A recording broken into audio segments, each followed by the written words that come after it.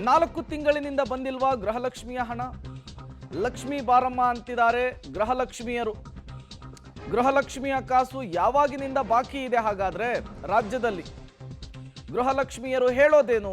Public TV reality check ಅನ್ನು ನಡೆಸಿದೆ. Mega reality check ಇದು.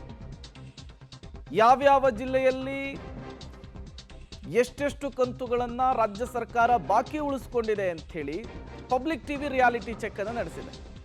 ರಾಜ್ಯದ ಮೂಲೆ ಮೂಲೆಯಲ್ಲೂ ಕೂಡ ಮಹಿಳೆಯರನ್ನ, ಗೃಹಲಕ್ಷ್ಮಿ ಯೋಜನೆಯ ಫಲಾನುಭವಿಗಳನ್ನ ಮಾತನಾಡಿಸುವಂತಹ ಕೆಲಸವನ್ನು ಮಾಡಿದೆ. ಈಗಾಗಲೇ ಸಚಿವರು ಹೇಳ್ತಾ ಇದ್ರು, ಯಾವುದೇ ಕಂತನ್ನ ಉಳಿಸ್ಕೊಂಡಿಲ್ಲ, ಬ್ಯಾಲೆನ್ಸ್ ಯಾವುದೂ ಇಲ್ಲ, ಆಯಾಯ ತಿಂಗಳಿನದ್ದು ನಾವು ವರ್ಗಾವಣೆ ಮಾಡ್ತಾ ಇದ್ದೀವಿ ಅಂಥೇಳಿ. ನಿಜಾನ ಹಾಗಾದ್ರೆ ಸಚಿವರು ಹೇಳ್ತಾ ಇರೋದು, ಅಥವಾ ಬಿಜೆಪಿ ರೈಸ್ ಮಾಡ್ತಾ ಇರುವಂತಹ ಈ ವಿಚಾರ ನಿಜಾನ ಅಂಥೇಳಿ ರಿಯಾಲಿಟಿ ಚೆಕ್ ನಡೆಸಿದಂತಹ ಸಂದರ್ಭದಲ್ಲಿ ಜನ ಕೊಟ್ಟಂತಹ ಉತ್ತರ ಇದು.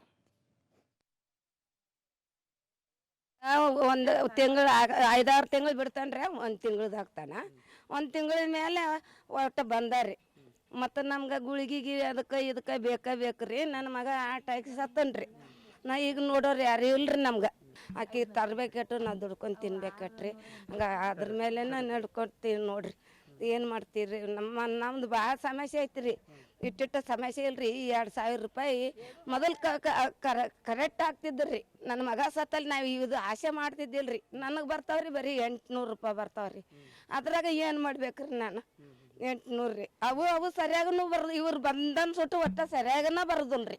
ಭಾಳ ಸಮಸ್ಯೆ ಐತ್ರಿ ನಮ್ದು. ಭಾಳ ಇದು ಐತ್ರಿ. ನಿನ್ನೆ ದವಾಖಾನಿಗೆ ಹೋಗ್ಬೇಕಾದ್ರೆ ಏನೂ ಇದ್ದಿದ್ದಿಲ್ರಿ ನನಗೆ. ನಿನ್ನೆ ಎದಿನ ಹೊಸಕತ್ತಿತ್ರಿ. ದವಾಖಾನಿಗೆ ಹೋಗ್ಬೇಕಂತಂದ್ರೆ ಏನೂ ಇದ್ದಿದ್ದಿಲ್ರಿ. ಅಪ್ಪ ತಿಂಗ ಹಾಕ್ತಿದ್ರು. ಈಗ ತಿಂಗ ದುಡ್ಡು ಬರ್ತಾ ಇಲ್ಲ ನಮಗೆ. ಹಾಕಿದ್ರೆ ಕರೆಕ್ಟಾಗಿ ಹಾಕಬೇಕು. ನಾವು ಇದೇ ನಂಬ್ಕೊಂಡಿರ್ತೀವಿ ನಾವು. ಇಲ್ಲ ಅಂದರೆ ಬಿಟ್ಬಿಡ್ಬೇಕು ಅದನ್ನು. ಇದು ಭಾಳ ನಮಗೆ ತುಂಬ ಸಮಸ್ಯೆ ಆಗಿದೆ. ಅದರಿಂದ ಒಂದು ಸ್ವಲ್ಪ ಹೆಂಗೋ ಜೀವನ ನಡೀತಿತ್ತು. ಈಗ ಅದರಿಂದ ನಮಗೆ ದುಡ್ಡೇ ಬರ್ತಾ ಇಲ್ಲ. ಅದರಿಂದ ಇವು ಇನ್ನು 3-4 ತಿಂಗಳು ಬಂದೇ ಇಲ್ಲ. ನಮಗೆ ದುಡ್ಡೇ ಬಂದಿಲ್ಲ. ದುಡ್ಡು ನಾವೇ ಹಾಕ್ತಾನೇ ಇಲ್ಲ. ಈಗ ಹಾಕ್ತಾರೆ, ಆಗ ಹಾಕ್ತಾರೆ ಅಂತಾರೆ. ಈಗ 1 ತಿಂಗಳು ದುಡ್ಡು ಹಾಕಿದಾರಂತೆ. ಇದೇ ಹಾಕಿರೋ ದುಡ್ಡು ಇನ್ನು ದುಡ್ಡೇ ಹಾಕಿಲ್ಲ ಅವರು.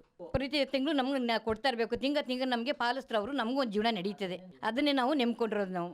ಅದು ನೆಮ್ಬಿಟ್ರೆ ಇನ್ನೇನು ಇಲ್ಲ. ಈ ಹೊಲದ ಕೆಲಸಕ್ಕೆ ನಮಗೆ ಕರೆಯಲ್ಲ. ಇವರು ಎಲ್ಲ ಹೇಳಿದ್ರು, ಹಾಕ್ತೀವಿ ನಾವು ಅಂತ ಹೇಳಿದ್ರು. ಕರೆಂಟ್ ಬಿಲ್ಲು ಅಂತಂದ್ರು, ಕರೆಂಟ್ ಬಿಲ್ಲು ನಮಗೆ ಹೆವಿ ಕರೆಂಟ್ ಬಿಲ್ ಬರ್ತಾ ಇದೆ. ನಮಗೆ ಎಲ್ಲ ಜೀರೋ ಬರ್ತದೆ ಅಂತ ನಮಗೆ ಜೀರೋನೇ ಬರಲ್ಲಪ್ಪ. ನಾವು ಅದನ್ನು ತಗೊಂಡೋಗಿ ಕಟ್ತಾಯಿದ್ದೀವಿ ನಾವು. ಇಷ್ಟು ಸಮಸ್ಯೆ ಆಗಿದೆ ನಮಗೆ. ಭಾಳ ತುಂಬ ನಮಗೆ ಕಷ್ಟ ಆಗೋಗ್ಬಿಟ್ಟಿದೆ. ನಾವು ಪ್ರತಿ ತಿಂಗಳು ಹಾಕಬೇಕು ಅಂತ ನಾವು ಕೇಳ್ಕೊತಾರದು. ನಾವು ಮೊದಲು ಯಾವ ಥರ ಹಾಕ್ತಿದ್ರು ಆ ಥರ ನಮ್ಗೆ ಹಾಕ್ಕೊಟ್ರೆ ಅವ್ರಿಗೂ ಒಂದು ಸ್ವಲ್ಪ ಇದಿರ್ತದೆ, ನಮಗೂ ಒಂದು ಸ್ವಲ್ಪ ಇದಾಗಿರ್ತದೆ ನಮ್ಗೆ. ಆಮೇಲೆ ಈಗ ನೀವು 22 ಕಂತು ಅಷ್ಟೇ ಬಂದವ ನಮ್ಗೆ. ಈಗ ಹೊತ್ತಿಗೆ ಒಂದು ಹಾಕ್ಯಾರ. ಇನ್ನೂ 4-3 ಕಂತಂತಿ ಬರಬೇಕ್ರಿ. ಈಗ 2 ವರ್ಷ ಆತಲ್ಲ ಹಾಕತ್ತಾರ. ಈಗ ನಡು ಗ್ಯಾಪ್ ಆಗ್ಯಾವ್ರಿ. ನಮ್ಗೇನು ಓದಾಕಾರ ಬರಂಗಿಲ್ಲ, ಏನಿಲ್ಲ. ನಾವು ಎಂಟ್ರಿ ಮಾಡಿದಷ್ಟೇ ಗೊತ್ತ ನಮಗೆ. ಯಾವುದೋ ಒಂದು ಆಫೀಸಲ್ಲಿ ಕಸ ಗುಡಿಸ್ಕೊಂಡು 5,000 ಸಂಬಳ ಕೊಡ್ತಾರೆ. ಅದರಲ್ಲಿ ಜೀವನ ಮಾಡ್ತಾ ಇದ್ದೀನಿ. ಯಾವುದೂ ಇಲ್ಲ. ಅದೇ ಅವನು ಕಾರಿದೆ ಅಂದ್ಬಿಟ್ಟು ತೆಗೆದ್ರು. 3 ವರ್ಷ ಆಯಿತು. ಅದರಿಂದ ನೋಡಿ ಊಟ ಕಟ್ಕೊಂಡು ಹೋಗಿ ಕೆಲಸ ಮಾಡಿ ಜೀವನ ಮಾಡ್ತಾಯಿದ್ದೀನಿ. ಮಗನೂ ಅನ್ನ ಆಗ್ತಾ ಇಲ್ಲ. ನನಗೆ ಅದು ಸ್ಟಾರ್ಟಿಂಗಲ್ಲೇ ಹೆಸ್ರು ಕಾರ್ಡ್ ಕೊಡಮ್ಮ ಅಂದರು. ಹೆಸ್ರು ಕಾರ್ಡ್ ಇಲ್ಲ ಅನ್ನೋದ್ರಿಂದ ಕ್ಯಾನ್ಸಲ್ ಮಾಡಿದರು. ಅವ್ನು ಕಾರ್ ತೊಗೊಂಡಿರೋದ್ರಿಂದ, ಅವನು ನನ್ನ ಹೆಸರಲ್ಲಿರೋದ್ರಿಂದ ಕ್ಯಾನ್ಸಲ್ ಮಾಡಿದರು. ಆಮೇಲೆ ನಾನು ಈಗ ಒಂದು 8 ತಿಂಗಳಲ್ಲಿ ಅವನ್ನ ತೆಗ್ಸಾಕ್ತೆ. ನನಗೆ ಅನ್ನ ಆಗ್ತಾ ಇದ್ಮೇಲೆ ನಾನಿದ್ದೇನು ಪ್ರಯೋಜನ ಅಂತ ಇಲ್ಲಿ ಬಂದು ಬಾಡಿಗೆ ಮನೆ ಮಾಡ್ಕೊಂಡು ಇಲ್ಲೊಂದು ಕೆಲಸ ಮಾಡ್ತಾಯಿದ್ದೀನಿ.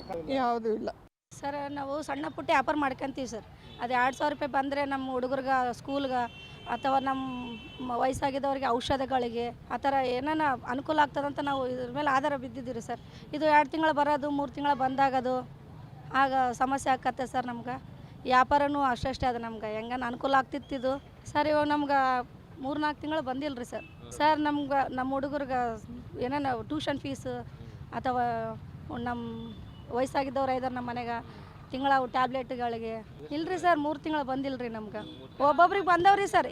ಈ ತಿಂಗಳ ಇವ್ರಿಗೆ ಬಂದರೆ ನೆಕ್ಸ್ಟ್ ತಿಂಗಳ ನಮಗೆ ಬರೋಲ್ಲ. ಆ ಥರ ಆಕತ್ತದ್ರಿ ಸರ್. ಸಮಸ್ಯೆ ಆಕತ್ತ ಸರ್. ಸ್ವಲ್ಪ ತಿಂಗಳ ಹಾಕಿದ್ರೆ ಚಲೋ ಇತ್ತು ಸರ್. ಬಡವರಿಗೆ ಹಾಕ್ತೀವಿ ಅಂತ ಆಶ್ವಾಸನೆ ಕೊಟ್ಟ ಮೇಲೆ ಹಾಕ್ಬೇಕು ತಾನೆ. 5-6 ತಿಂಗಳು ತಕ್ಕನ ಡಿಲೇ ಮಾಡ್ಕೊಂತ ನಿಂತ್ಕೊಂಡ್ರೆ ಇಲ್ದಂತಾರ ನಾವ್ ಏನ್ ಮಾಡ್ಬೇಕು ಹೇಳ್ರಿ? ಅದ್ರಾಗ ಬಡವ್ರು ಇರ್ತಾರೆ, ಅದ್ರಾಗ ವಯಸ್ಸಾದವ್ರಿಗೆ ಮಾತ್ರೆ, ಸ್ಕೂಲ್ಗಳಿಗೆ, ಮಕ್ಳು ಫೀಸ್ಗಳಿಗೆ ಎಲ್ಲದಕ್ಕೂ ಯೂಸ್ ಆಗದ್ ನಮಗೆ. ಅಂತದ್ ಇವಾಗ ಎಲ್ಲಾನು 5-6 ತಿಂಗಳಿಂದ ನಿಲ್ಸಿ ಹಾಕಿದ್ವಿ ಹಂಗೆ ಹಿಂಗೆ ಅಂತ ಇದನ್ ಮಾಡ್ತಿದ್ದಾರೆ.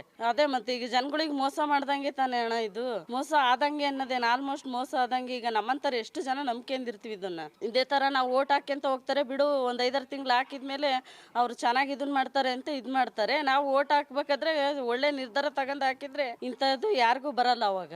2,000 ರೂಪಾಯಿ ಗೃಹಲಕ್ಷ್ಮಿ ಭಾಗ್ಯ ಬಂದಿಲ್ಲ ನಮ್ಗೆ ಸರ್. 2 ತಿಂಗಳು ಬರೋದಿಲ್ಲ, 1 ತಿಂಗಳು ಬರ್ತೈತ್ರಿ ಸರ್. ಅದನ್ನ ನಂಬ್ಕೊಂಡು ನಾವು ಜೀವನ ಮಾಡತ್ತೇವ್ರಿ ಬಡ್ರು ಮನುಷ್ಯರ. ಏನು ಮಾಡೋದು ಹೇಳಿ ಸರ್. ಯಾರೇ ಕೇಳಿದ್ರೆ ಬರ್ತೈತಿ ಅಂತಾರೆ ಸರ್.